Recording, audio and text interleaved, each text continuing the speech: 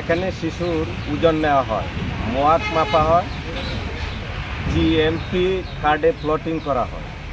ওজনের চার্টে লাল রং করা বা মোয়াক হলুদ ক্যাটাগরি চিহ্নিত হলে নিকটস্থ কমিউনিটি ক্লিনিকে রেফার করা হয়।